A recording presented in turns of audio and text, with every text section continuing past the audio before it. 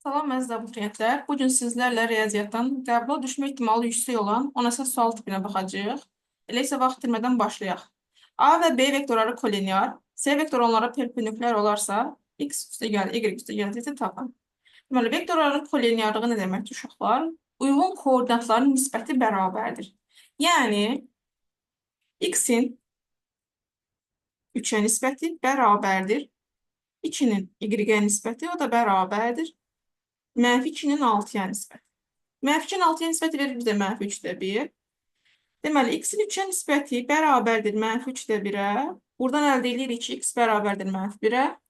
Bir də 2-nin y-ə nisbəti bərabərdir -3-1-ə. Y də bərabərdir -6-ya. X, y tapdıq uşaqlar. İndi deyir ki, A və B vektorları C vektoruna perpendikulyardır. Bu nə deməkdir? Yəni, skaler hasil sıfıra bərabərdir. A vektorunu buradan bir dənə qeyd edək. A vektoru üçün x oldu -1, 2, -2. C vektorunu qeyd edək. Deməli, x -1, y üçün -6, z-i bilmirik. Buradan perpendikulyar, yəni skaler hasilin sıfıra bərabər olmağını qeyd edək. Skaler hasil x1 vurulsun x2 üstə gəlsin. Y1 vurulsun y2 üstə gəlsin. Z1 vurulsun z2 bərabər olmalıdır sıfıra. Yazaq indi. x1 üçün a-ya yazırıq -1 vurulsun. C-də isə -1 yenə. Üstə gəlsin. Y-lərini 2 vurulsun -6 üstə gəlinsin. -2 vurulsun z. Bərabərdir 0 olmalıdır. Buradan əldə edirik ki, -2z bərabərdir müsbət 11-ə, z də bərabərdir -5/5-ə. Bizdən istəyirdi x üstəgəl y üstə gəlinsin z-i. O da bərabərdir -1 üstəgəl -6 üstəgəl -5/5. Bu da bərabərdir -13/5. O doğru cavab A variantı. Baxaq ikinci suala. Y bərabər fx funksiyası dövrü 7 olan tək, y bərabər gx funksiyası dövrü 5 olan cüt funksiyadır. Deməli, f -2 bərabərdir 4-ə verir. Və bu fx funksiyası bir tək funksiya olduğuna görə qeyd edir ki, f 2 bərabərdir -4-ə. Dövrünü də verib bizdə 7. T də bərabərdir 7. C üçün yazaq. C -3 bərabərdir 2. C cüt funksiyadır. Ona görə C 3 bərabərdir 2-yə, dövrü də bərabərdir 5-ə. İndi verilən ifadə bizə F23 və C18 lazımdır. F23 necə tapacaq? F23 bərabərdir. Bizdə F2 var. F2 üstə gəl, dövrümüz 7 olduğuna görə 2-nin üzərinə 3 vur 7 gəlsək, 22 əldə edək. Bu bərabərdir F2-in özünə, yəni F2-nin özünə. Bu da bərabərdir -4-ə. C18 bərabərdir G. Deməli, 3 var bizdə. 3 üstə gəlinsin. Dövrümüz də 5-dir. Ona görə 3 vurulsun 5 bərabərdir. G x verməlidir. Yəni, G 3-ü o da bərabərdir 2-yə. Yerinə qoyub tapaq uşaqlar. Deməli, 2 vurulsun. F23-ün yerinə F2, yəni -4 qoyacaq. -4 çıxılsın. 3 vurulsun. F18-in yerində də C3, yəni 2. Bölünsün 7. Bu da bərabərdir. -14 bölünsün 7, -2. Oldu, doğru cavab D variantı. Baxaq üçüncü suala. Hündürlüyü 12, oturacağın radiusu 5 olan silindirin həcmi. Hər birini düşünəcək. V bərabərdir. S oturacaq vurulsun H. Deməli, oturacaq bizdə silindirdə dairə olduğuna görə sahəsi pi kvadrat olmalıdır. Pi kvadratı vurulsun H. O da bərabərdir. Pi vurulsun. Deməli, radiusumuz olur 5. 5-in kvadratı vurulsun H da 12. Bu da bərabərdir 300 pi. B variantı. Baxaq 4-cü suala. Deməli, integral tapdıq. Əvvəlcə integralları sadələşdirək.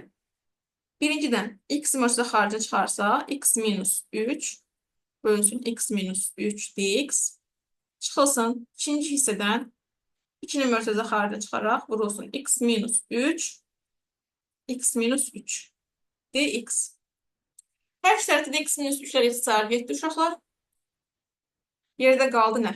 Deməli, integral x dx çıxılsın.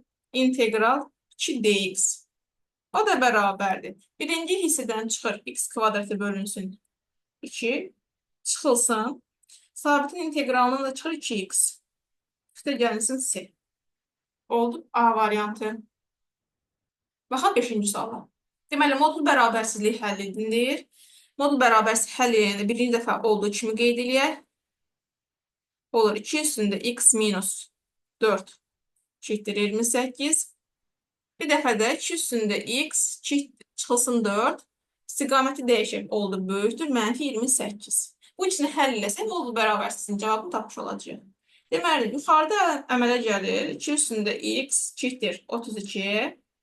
Aşağısında 2 üstündə x böyükdür mənfi 24.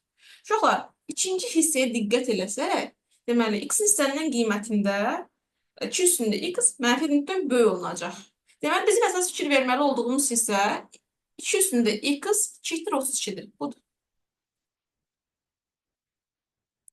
Deməli, buradan nə edərik? 2 üstündə yazarıq. X eşitdir 32-ni 2 üstündə 5 kimi yazaram. X eşitdir 5 olar. Deməli, mənfi sonsuzluqdan 5-ə kimi olan bütün cavablar da ödənir. Olur A variantı. Baxaq 6-cı suala. Bir zərarcı olaraq 3 dəfə atılır. Birinci dəfə cüt ədədin, ikinci dəfə sadə ədədin, üçüncü dəfə 4 ədədin, 4 və ya 5 ədədin düşməsi hadisəsinin ehtimalını tapın.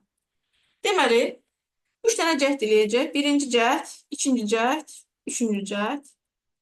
Birinci cəhddə cüt ədəddir. Cüt ədədlər zərdə 2-dir, 4-dür, 6-dır. İkinci cəhddə sadə ədəddir. 2, 3, 5 sadə ədədlərdir. Üçüncü cəhdə 4 və ya 5. 4 və ya 5. Düşməsi hadisəsi. Deməli, birincidə ehtimalımız olur 6-da 3, yəni 2-də 1. İkincidə yenə 6-da 3, yəni 2-də 1. Üçüncüdə də 6-da 2, yəni 3-də 1-ə bərabər olur. İndi bunların ümumisinin düşmə hadisəsinin ehtimalını tapsaq, hasini, yəni 2-də 1-in 2-də 1-ə, onun da 3-də 1-ə hasilini tapmalıyıq. Bu deyir 10, 2-də 1. Doğru cavab olur B variantı. Baxırıq 7-ci suala. Loqaritma 5 əsasdan 2 bərabərdə, loqaritma 2 əsasdan 11 bərabərdir B olarsa, loqaritma 125 əsasdan 121. Əvvəlcə bunu sadələşdirək. Loqaritma 125-i yazıram 5-in kubu, 121-i də yazıram 11-in kvadratı. Bərabərdir. Bu deyir bizdə 2-nin 3-ə nisbəti qarşıda yazılır. Loqaritma 5 əsasdan 11. Bizə verilənlərə baxıram uşaqlar. Loqaritma 5 əsasdan 2, loqaritma 2 əsasdan 11. Onların hasilini qeyd edeyim. Loqaritma 5 əsasdan 2 vurulsun loqaritma 2 əsasdan 11 bərabərdir A vur B-yə. Məndən istənilən ifadədə loqaritma 5 əsasdan 11-dir. Deməli, mən bu ikinci hissəni də loqaritma 5 əsasa gətirim uşaqlar. 5 əsasa gətirsəm, olar belə. Birincini saxlayaq, loqaritma 5 əsasdan 2 vurulsun kəsr xətti. Loqaritma 5 əsasdan 11 bölünsün loqaritma 5 əsasdan 2 bərabərdir. A vur B-ni verər bizə. 5 əsasdan 2-lər ixtisar getdi. Yerdə qaldı nə? Loqaritma 5 əsasdan 11 bərabərdir AB-yə. Deməli, uşaqlar, 5 əsasdan 11 AB-dir. Gətirib bunu xaricdə, yəni burada yerinə qoysaq, bərabərdir 3-də 2 AB-yə. Olur doğru cavab A variantı. Aha, 8-ci suala. Sinüs 120 dərəcə, yəni kosinüs 225 dərəcə böl tanjus 30 dərəcə. Çevirmə düsturlarına istifadə edirik uşaqlar. Sinus 120 dərəcəni yazaraq necə? Deməli, sinus 90 üstə gəlsin 30 kimi. 90-da pi bölü 2 qeyd edirəm uşaqlar. Üstə gəl 30. Bərabərdir. Bu verir bizə sinus 30 dərəcə. Daha doğrusu, sinus 90-da ad dəyişməlidir. Olmalıydı kosinus 30 dərəcə. İşarə dəyişirmi, onu fikir verək. Sinus 120-də ikinci rübdür. Ona görə müsbət olaraq qalır. Baxırıq kosinus 225 dərəcəyə. Kosinus deməli 225 dərəcəni yazıram. Pi üstə gəlinsin 45 dərəcə. Yəni 180 üstə gəl 45 dərəcə. O da bərabərdir. Pi'də kosinus olduğu kimi qalır. 45 dərəcə. Deməli, işarə dəyişir uşaqlar. 225 üçüncü rübdür. Üçüncü rübdə kosinus mənfi. Ona görə qarşıya bir mənfi yazılmalıdır. Yerinə qoyaq, həll eləyək. Kosinus 30 dərəcə üstə gəlinsin. Mənfi kosinus 45 dərəcə bölünsün tangens 30 dərəcə. Qiymətlərini yazaq. Kosinus 30 dərəcədə alır 2-də kökdə 3. Çıxılsın 2-də kökdə 2. Bölünsün kökdə 3 bölünsün 3. Deməli, ifadənin sürətini və məxrəcini kökdə 3-ə vurun.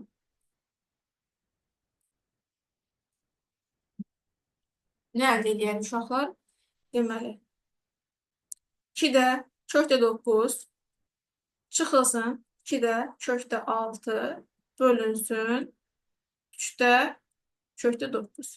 Bu da bərabərdir bizdə nəyə? Bu da bərabərdir. Deməli, kökdə 9-dan 3 çıxacaq. Burada da kökdə 9-dan 3 çıxacaq. Olur. Belə.